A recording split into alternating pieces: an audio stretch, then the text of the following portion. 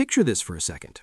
It's the 25th of the month, your paycheck came in maybe 2 weeks ago, and somehow you're already opening your banking app 3 times a day just to check if the number somehow magically went up. You're standing in the grocery store doing mental math in your head, deciding if you should put something back on the shelf. Rent is due in a few days, your credit card balance is creeping up again, and you're asking yourself a question millions of people ask every single month, which is, how do people actually stay financially stable? Because here's the thing that most people get completely wrong. Financial stability is not about making more money. I know that sounds strange because the first thing everyone thinks is if I could just make more money, everything would be solved.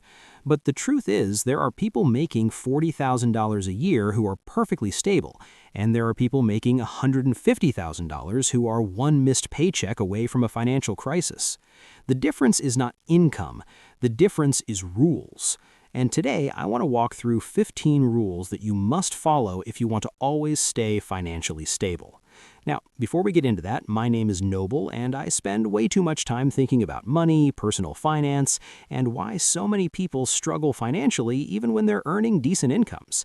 And if you're someone who feels like your money disappears faster than it should, or you're trying to build financial stability but you're not exactly sure where to start, make sure to hit that subscribe button and give this video a thumbs up if this helps you out. Because look, financial stability is not about becoming rich overnight. It's about building a system where money stops controlling your life and instead starts working for you. And the first rule might sound obvious, but it's something most people completely ignore, which is always spend less than you earn. I know that sounds simple, almost insultingly simple, but here's the reality. Most people increase their spending the moment their income increases. This is something economists call lifestyle inflation. Let's say someone gets a raise and suddenly they're making $500 more every month. Instead of saving that extra money, they upgrade their apartment. Maybe they get a slightly nicer car. They start eating out more often. They subscribe to more services. And before they know it, that extra $500 has completely disappeared. Financially stable people do something different. When their income goes up, their lifestyle does not increase at the same speed. If their income increases by $500, maybe their lifestyle increases by $100, and the other $400 goes towards savings or investments. That single habit is one of the biggest differences between people who stay financially stable and people who constantly feel like they're drowning financially. The second rule is something that completely changes the way you interact with money, which is to save first instead of saving what's left. Most people treat savings like leftovers. They pay rent, they pay bills, they buy groceries, they go out with friends, they order food, and if there's anything left at the end of the month, then maybe they'll move some money into savings. But here's the problem with that strategy. There is almost never anything left. Financially stable people reverse the order completely. They get paid and immediately move money into savings before anything else happens. Let's say you earn $3,000 a month. Instead of spending first and hoping to save later, you automatically transfer $600 into a savings or investment account the moment the paycheck arrives. Now you're forced to live on $2,400. And here's what's fascinating about human psychology. When the money is not visible, you adapt to what remains. People adjust their spending to match the money they see in their account. So if the savings happen automatically before you even think about it, your lifestyle adjusts naturally. The third rule is building an emergency fund, because life is unpredictable. Cars break down, people lose jobs, unexpected medical bills appear, and when those things happen without a financial cushion, the result is usually debt. An emergency fund is essentially a financial shock absorber. It's the thing that protects your life from falling apart when something unexpected happens. Ideally, you want 3 to 6 months of living expenses saved. So if your monthly expenses are about $2,500, your emergency fund goal might be around $15,000. And I know when people hear that number, their first reaction is that it feels impossible. But here's the trick. You don't think about the final number. You think about small, consistent progress. $10 a day becomes $3,650 a year. Small habits over time build large financial safety nets.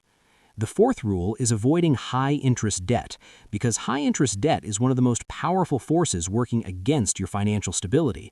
Credit cards often charge interest rates of 20% or more, and that number might not sound dramatic at first.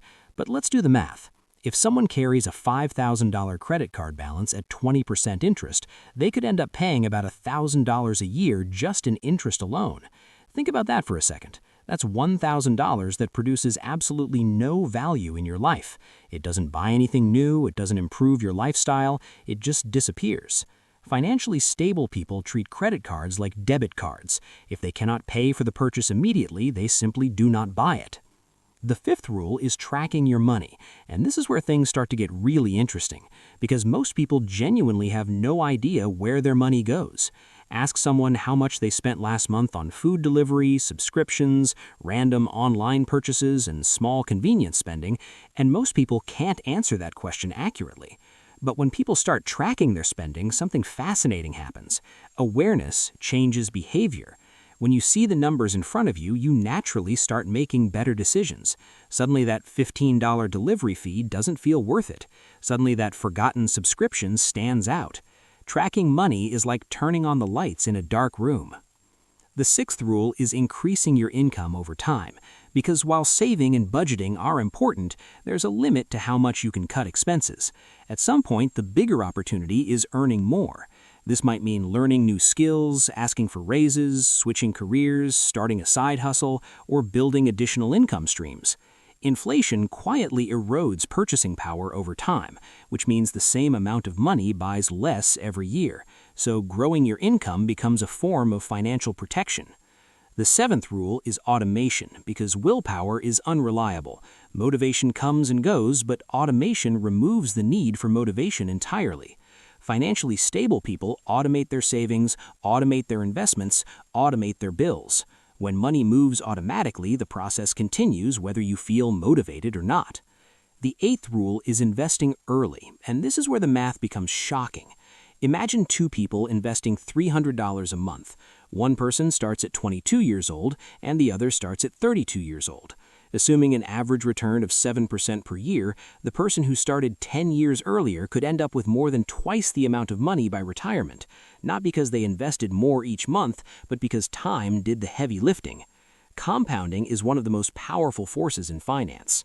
The ninth rule is avoiding lifestyle comparison. Social media makes this incredibly difficult because every day you see people posting about vacations, cars, new apartments, and luxury purchases. But what most people don't realize is that many of those lifestyles are built on debt. The goal is not to look rich, the goal is to be financially stable. The 10th rule is keeping fixed expenses low. Your biggest financial decisions are usually not daily purchases like coffee. They're long-term commitments like rent, car payments, and loan obligations. If half your income is locked into fixed expenses, you have very little flexibility when something unexpected happens. Financially stable people intentionally keep those commitments manageable.